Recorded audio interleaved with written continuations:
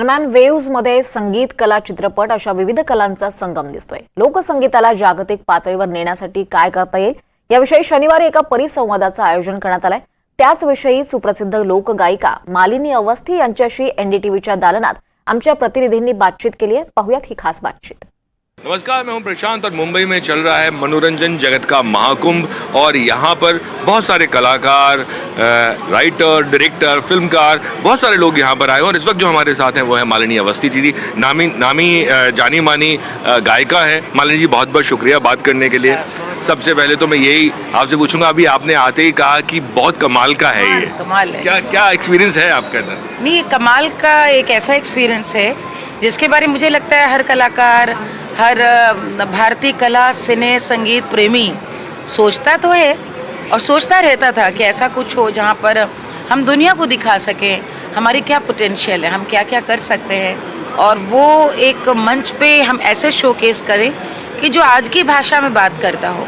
आज की भाषा कॉमर्स की भाषा है दुर्भाग्य से, लेकिन यदि वही भाषा समझ में आती है तो हम उस तरह से दिखा सके कि हमारी क्या पोटेंशियल है, हम क्या क्या कर सकते हैं. इस तरह की सोच पे ये एक एंटरप्राइजिंग कह लीजिए एंटरप्रेन्योर्स की सोच है.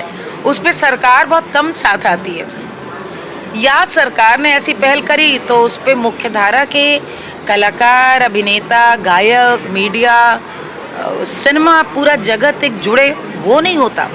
लेकिन ये वेव्स कमाल की शुरुआत हुई जिसमें कि एवरीथिंग हैज़ कम टुगेदर.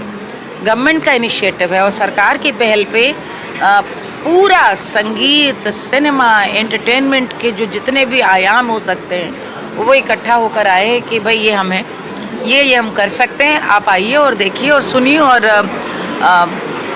हमसे काम लीजिए. हमारा टैलेंट, हमारी पोटेंशियल, अब जैसे मुझे यहाँ पर मुझे आमंत्रित किया है स्पॉटिफाई ने जी. तो कल हमारा सेशन है स्पॉटिफाई के ज़रिए.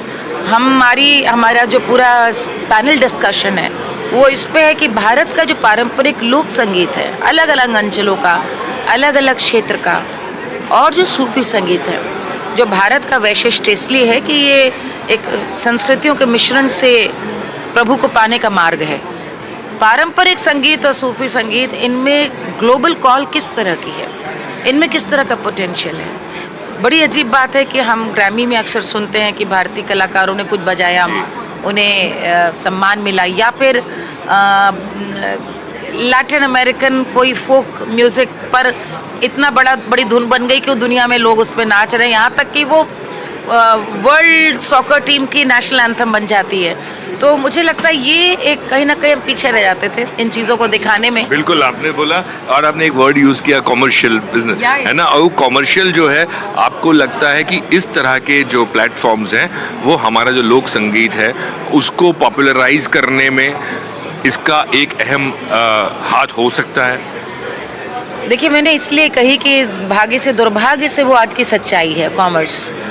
इसलिए क्योंकि भारतीय संगीत में हमने कभी बेचने को या शोकेसिंग की ज़रूरत इसलिए नहीं समझी क्योंकि हमारे यहाँ संगीत का उद्देश्य ही है सेल्फ इवॉल्वमेंट, जिसको कहते हैं आध्यात्मिक उत्कर्ष. के आप अपने लिए गा रहे हैं, प्रभु से मिलने के लिए गा रहे हैं, के लिए नहीं गा रहे, सुख के लिए गा रहे हैं, बेचने के लिए नहीं गा रहे हैं.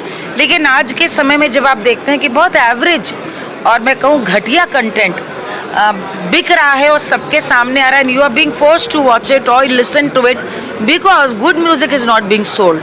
तो समवेयर आई थिंक आज के टाइम पर you have to market it, project it. At least आपकी जो सामर्थ्य है उसको तो आपको दिखाना ही चाहिए. तो उस लिहाज से मैं कहूँगी waves is such a wonderful, unique, brilliant initiative where everybody has come together to talk about what India can tell.